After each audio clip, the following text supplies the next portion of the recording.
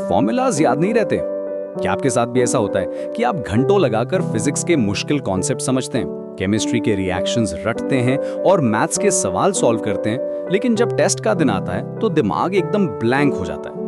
आप question paper को देखते हैं, सवाल जाना पहचाना लगता है, आपको पता है कि इसे सॉल्व करने के लिए कौन सा फॉर्मूला लगेगा, लेकिन वो फॉर्मूला याद ही नहीं आता। एक अजीब सी बेचैनी होने लगती है, दिल की धड़कन तेज हो जाती है, लगता है जैसे सारी मेहनत पर पानी फिर गया।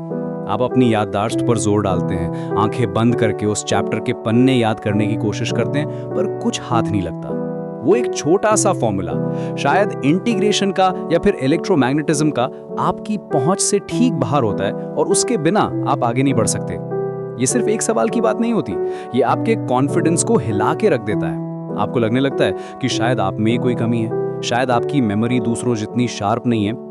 अगर ये सब आपको अपनी कहानी लग रही है तो यकीन मानिए आप अकेले नहीं हैं। जेईई की तैयारी करने वाले हजारों स्टूडेंट्स हर रोज इसी स्ट्रगल से गुजरते हैं। लेकिन अच्छी खबर यह है कि इसका आपकी मेमोरी से कोई लेना देना नहीं है। इसका लेना देना है आपके पढ़ने के तरीके से। सिर्फ बार बार पढ़ना इफेक्टिव नहीं होता। ये एक बहुत बड़ा मिथ है कि अगर हम किसी चीज को 10 बार पढ़ लेंगे तो वो हमें हमेशा के लिए याद हो जाएगी। असल में ये याद करने का सबसे कमजोर तरीका है। इसे पैसिव लर्निंग कहते हैं, यानी आप बस जानकारी को अपनी आंखों के सामने से गुजार रहे हैं, उसे अपने दिमाग में एक्टिवली प्रोसेस नहीं कर रहे। जब आप एक ही फॉर्मूला लिस्ट को बार बार पढ़ते हैं तो आपका दिमाग उसे पहचानने लगता है। आपको एक झूठा एहसास होता है कि हाँ, ये तो मुझे आता है। इसे इल्यूजन ऑफ कॉम्पिटेंस कहते हैं, यानी क्षमता का भ्रम। आपको लगता है कि आप टॉपिक जानते हैं, लेकिन असल में आप सिर्फ उसे पहचान रहे हैं। याद करना और पहचानना, इन दोनों में जमीन आसमान का फर्क है। इसे ऐसे समझिए जैसे आप किसी को तैरते हुए देख रहे हो। आप उसे रोज 1 घंटा देखें, महीनों तक देखें, आपको उसके हाथ पैर चलाने का हर एक मूवमेंट पता चल जाएगा। लेकिन क्या इसका मतलब यह है कि आपको तैरना आ गया? बिल्कुल नहीं। जब तक आप खुद पानी में उतरकर हाथ पैर नहीं चलाएंगे तब तक आप नहीं तैर सकते। फॉर्मूलाज के साथ भी ठीक यही होता है। उन्हें सिर्फ पढ़ना तैरते हुए देखने जैसा है। जब तक आप अपने दिमाग को उस जानकारी को बिना देखे याद करने की चुनौती नहीं देंगे, तब तक वो आपके दिमाग में पक्की तरह से नहीं बैठेगी। हमारा ब्रेन एक्टिव रिकॉल से सीखता है, यानी जब हम किसी जानकारी को याद करने के लिए दिमाग पर जोर डालते हैं तो हमारे न्यूरॉन्स के बीच एक मजबूत कनेक्शन बनता है। बार बार पढ़ने से ये कनेक्शन बहुत कमजोर बनता है, जो एग्जाम के प्रेशर में आसानी से टूट जाता है। तो इसका सोल्यूशन क्या है? सोल्यूशन बहुत सिंपल है, लेकिन अविश्वसनीय रूप से पावरफुल है। बुक बंद करो और फॉर्मूलाज मेमोरी से लिखो।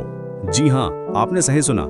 यही है वो सीक्रेट जो टॉपर्स को बाकी लोगों से अलग करता है। इसे ब्लैंक शीट मेथड भी कहते हैं। इसका तरीका बहुत आसान है।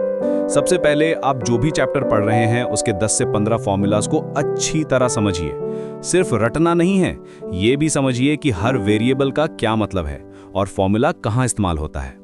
जब आपको लगे कि आपको ये समझ आ गया है तो अपनी किताब, नोट्स सब कुछ बंद करके साइड में रख दीजिए। अब एक खाली कागज और एक पेन लीजिए और बिना देखे वो सारे फॉर्मूलाज लिखने की कोशिश कीजिए जो आपने अभी पढ़े थे। पूरी ईमानदारी से लिखिए। पहली बार में शायद आप आधे ही लिख पाएंगे या कुछ में गलतियां करेंगे, कोई बात नहीं, यही इस प्रोसेस का सबसे जरूरी हिस्सा है। जब आप लिख चुके हों तो अपनी किताब खोलिए और अपने लिखे हुए फॉर्मूलाज को असली फॉर्मूला से मिलाइए। एक लाल पेन का इस्तेमाल कीजिए और अपनी हर गलती को मार्क कीजिए। क्या आपने प्लस की जगह माइनस लगा दिया? क्या आप कोई स्क्वायर लगाना भूल गए या कोई कांस्टेंट मिस कर दिया? इन गलतियों को ध्यान से देखिए। यही वो जगहें हैं जहां आपका दिमाग कमजोर है।